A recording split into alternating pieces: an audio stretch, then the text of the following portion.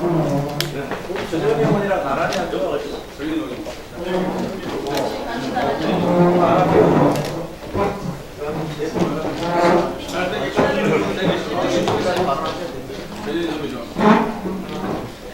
하나 더? 예, 됐습니다. 제대로 많이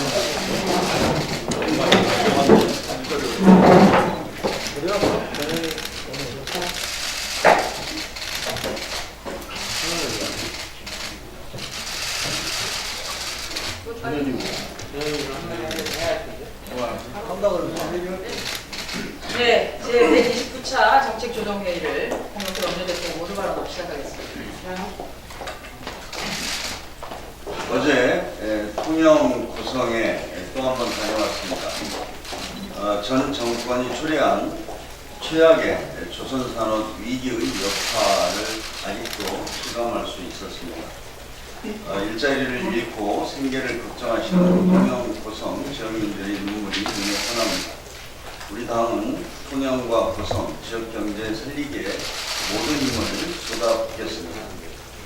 당장 정부와 협의해서 고용, 산업 위기 지역을 1년 더 연장하겠습니다. 현재 통영, 고성과 창원 등 9개 지역이 고용, 산업 위기 지역으로 지정되어 있습니다. 정부 여당은 지난해 4월부터 이들 지역의 실직 노동자에 대해 생활안정자금과 직업훈련 비용 등을 지원해 왔습니다.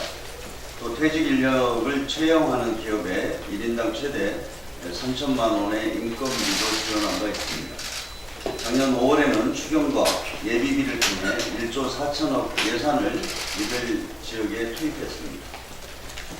하지만 고용위기 지역은 다음 달 4일, 산업위기 지역은 5월 28일로 종료됩니다. 2016년 조선업 위기로 인한 지역 주민들의 어려움이 아직도 많은 상황에서 고용 산업 위기 지역 지정을 폐지해서는 안 됩니다. 1년 더 연장해서 실직 노동자들과 지역 주민들에게 생활 안정자금과 직업훈련 비용, 전직 지원 등을 지속적으로 제공하도록 하겠습니다. 필요하다면 추경을 통해 이 지역에 대한 추가 예산 지원도 검토해야 합니다. 정부는 신속히 통영, 고성 등 고용위기 지역 기간 연장을 해주시기 바랍니다. 우리 당도 추가 예산 지원 등 국회 차원에서 할 수 있는 모든 노력을 다하겠습니다. 황교안 자유한국당 대표가 김학의 사건을 확실하게 인지했다는 정황이 또 드러났습니다. 어제 박영선 중기벤처부 장관 후보자가 인사청문회에서 2013년 법사위원장 시절 황교안 당시 법무부 장관에게 김학의 동영상의 존재를 미리 확인시켰다고 밝혔습니다. 그동안 김학의 사건을 몰랐다고 부인했던 황교안 대표의 말이 거짓이 드러난 것입니다. 2013년 6월 17일 법사위 속기록과 국회방송 동영상에서도 황교안 대표가 김학의 사건을 알았다는 것으로 보이는 기록이 있습니다. 그런데도 황교안 대표는 몰랐다고 오리발만 내밀고 있습니다. 황교안 대표는 더 이상 손바닥으로 하늘을 가리려고 하지 말기 바랍니다. 당시 법무부 장관이었던 황교안 대표가 김학의 사건을 몰랐다는 것은 이해가 안 되는 일입니다. 김학의 차관 사태 이후 김학의 사건이 은폐, 축소된 것이라는 의혹이 있고 이에 대해 당시 법무부 장관이었던 황교안 대표가 관여한 사실이 없다면 국민들에게 낱낱이 숨김없이 진실을 밝혀야 할 것입니다. 어제 한국당 때문에 장관 후보자들에 대한 인사청문회가 상행을 거듭했습니다. 특히 박영선 후보자에 대한 청문회를 보면서 이게 정상적인 청문회냐 하는 생각을 하지 않을 수 없었습니다. 검증이라는 명목하에 비방과 신상털이만 있었던 청문회였습니다. 후보자와 그의 가족의 사생활, 인권을 침해하는 노골적인 질문들이 쏟아졌습니다. 정책 검증을 얻고 흥신소 청문회, 가능성 청문회만 있었습니다. 우리 국민들이 언제까지 이런 식의 청문회를 지켜봐야 합니까? 아무리 이해하려고 해도 한국당의 모습은 도가 지나칩니다. 인사청문회를 오로지 정쟁과 국정 발목 잡기로 악용하려고 하는 생각을 버려야 합니다. 한국당은 무책임한 정쟁을 그만두고 장관 후보자들에 대한 인사청문 보고서 채택에 당장 응해야 합니다. 흠결이 있다고 판단된다면 반대 의견을 청문 보고서에 담으면 됩니다. 마구잡이로 보고서 채택을 거부하는 것은 있어서는 안 됩니다. 오늘 3월 임시국회 두 번째 본회의가 열립니다. 오늘 본회의에서는 행정규제기본법 등 16건의 법안이 상정될 예정입니다. 하지만 안타깝게도 많은 민생개혁 법안 논의에 진척이 없습니다. 임세원법과 데이터 3법 등이 상임위 문턱을 넘지 못했습니다. 탄력근로기간 확대와 최저임금 결정체계 개편 등 시급한 노동 관련 법안들도 상임위에 발의되어 있습니다. 오늘 넘기면 3월 국회 본회의는 이제 딱 한 번 남았습니다. 정쟁과 무관한 민생 법안은 정말 3월 국회에서 꼭 처리해야 합니다. 국민을 위해 일해야 할 국회가 민생 입법의 책임을 방기해서는 안 됩니다. 이상입니다. 네. 다음은 조정식 정책위 의장의 발언이 있겠습니다.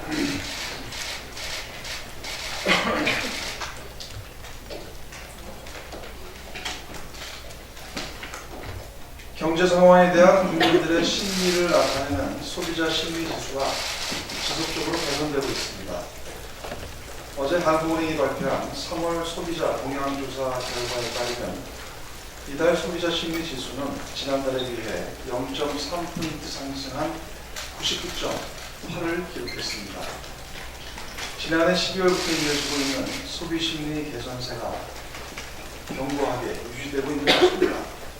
더욱이 한국은행이 함께 발표한 1분기 지역경제 보고서에 따르면 조선업의 생산과 설비 투자가 증가하면서 장기간 침체됐던 동남권 지역의 경기 역시 개선 움직임을 보이고 있습니다. 소비가 조금씩 기지개를 펴고 있고 이와 함께 핵심 기간 산업인 조선업 또한 서서히 회복 국면에 접어들고 있는 셈입니다.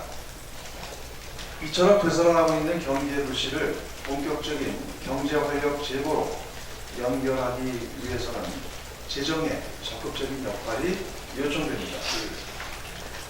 최근 글로벌 경기 침체 가능성에 대한 우려가 커지는 상황에서 적재, 적소, 적시에 재정을 편성하고 투입함으로써 경기 하방 부분에 선제적으로 대응하여 경제 회복에 적극 나서야 합니다.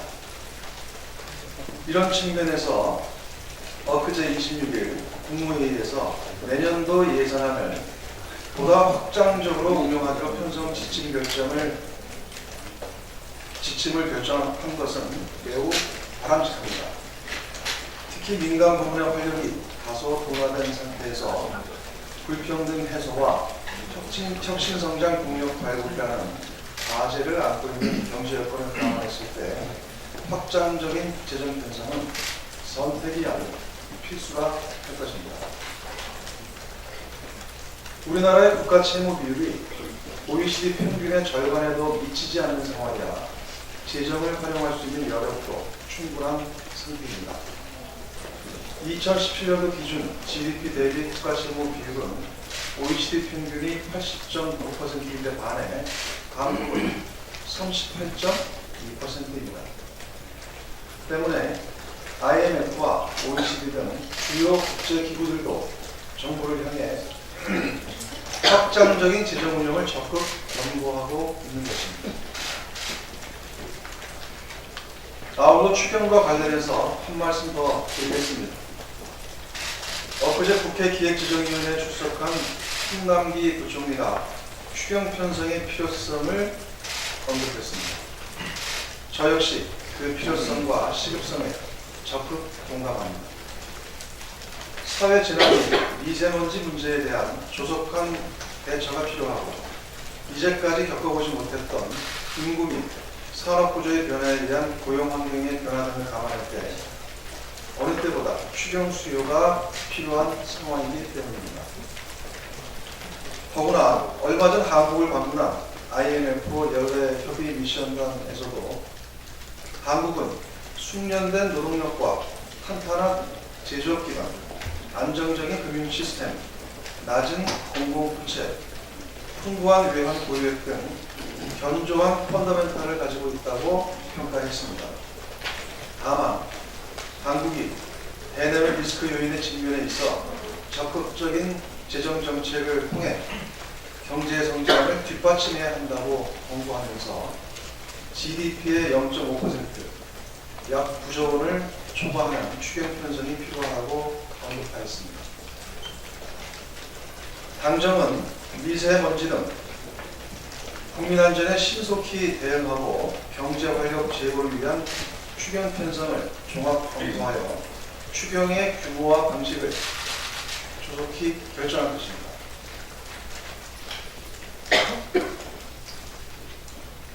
오늘 오후 임시국회 본회의가 개최됩니다.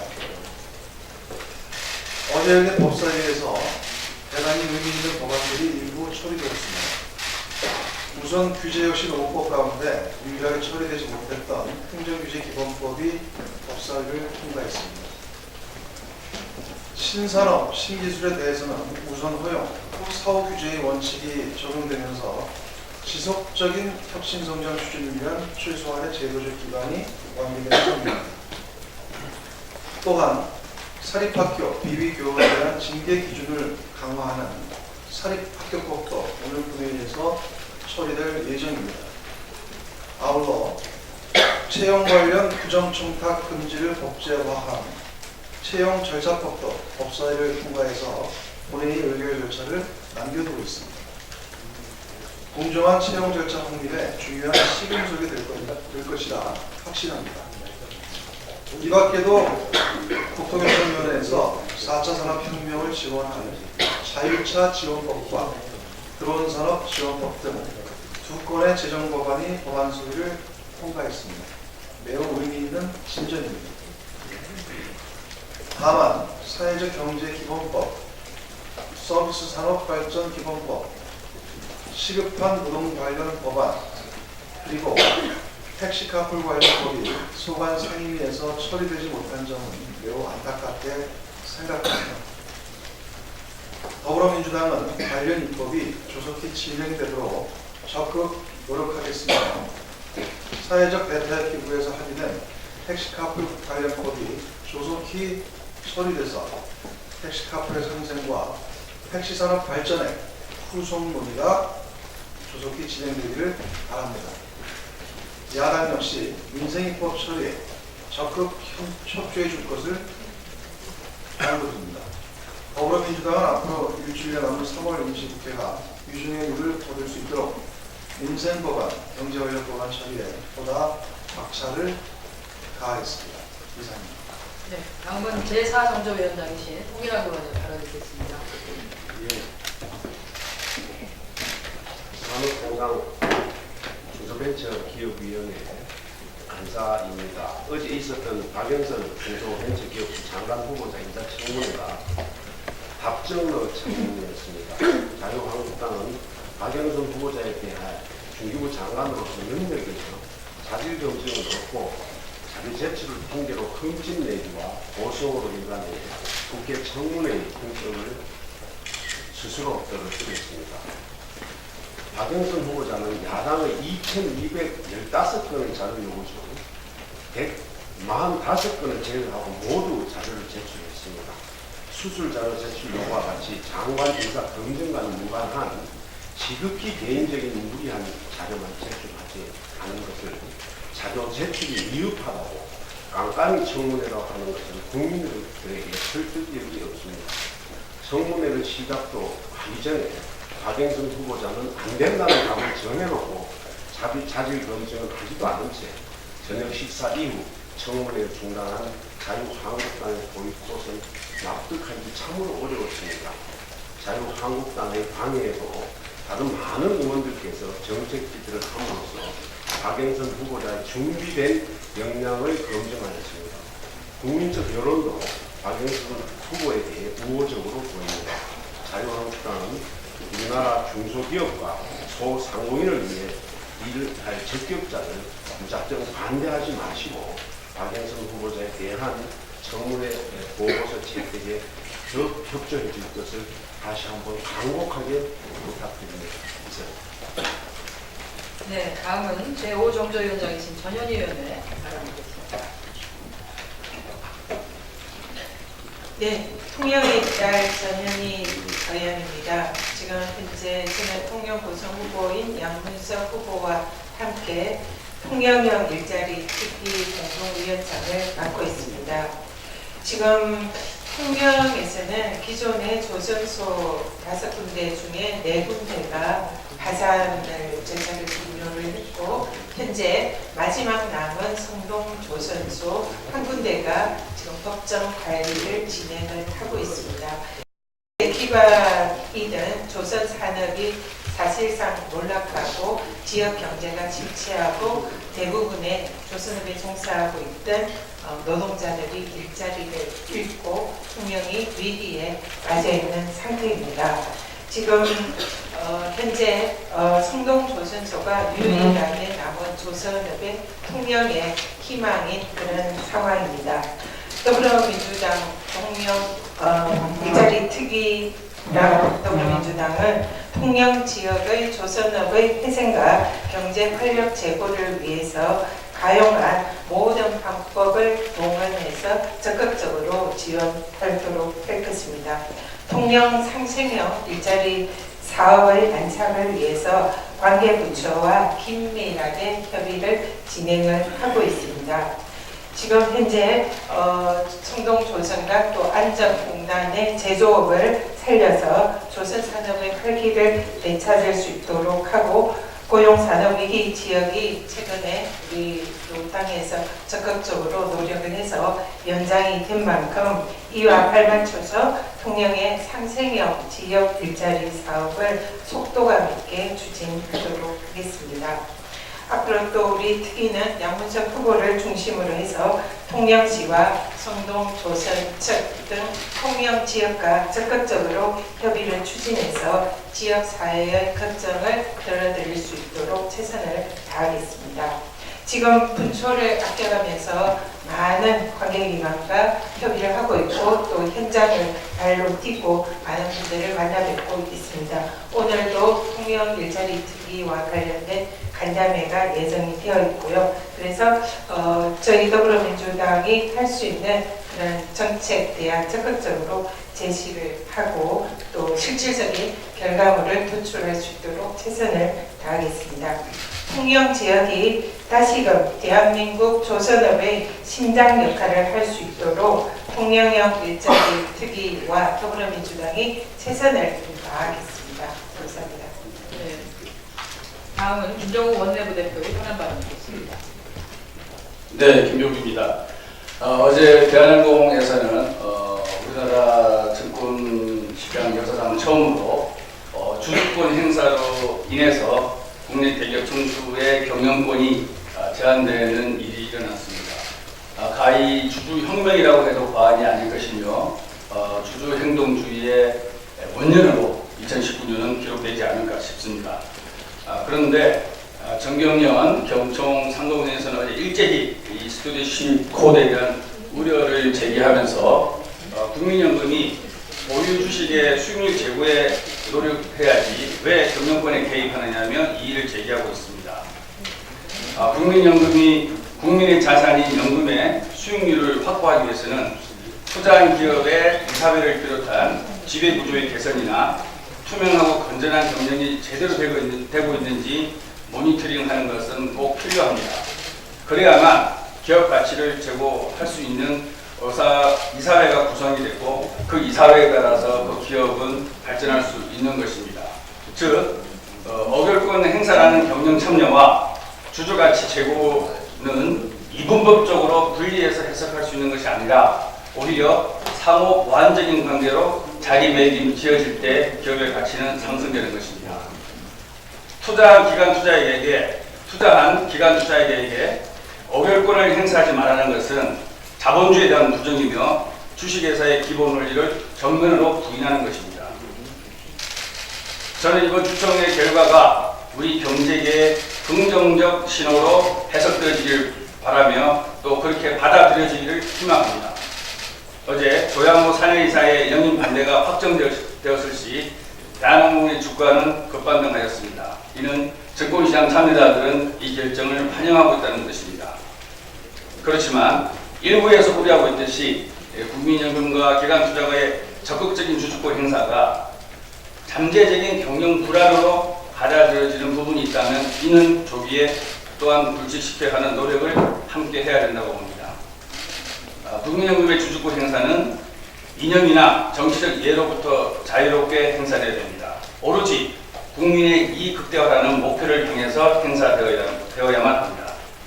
그러기 위해서는 무엇보다 국민연금 의사결정의 독립성을 보다 더 강화하는 방법을 함께 모색해야 할 과제 또한 저희에게 놓여져 있다고 생각합니다. 국민연금을 비롯한 기가 투자가들의 어결권 행사가 국민의 이익, 주주의 이익을 지키는 집사, 청지기의 역할에 더욱더 충실해 주기를 희망합니다. 이상입니다. 오너 리스크가 없었다면 국민연금이나 기관 투자가들이 적극적인 주주권 행사를 했을까 하는 생각이 듭니다. 오너 리스크라고 하는 것이 사라질 수 있도록 각 기업이 투명한 경영을 할 수 있도록 노력해 주시길 정말로 부탁드립니다. 자, 지금부터는 회의를 비공개로 전환하겠습니다. 오늘 이제 문제부터를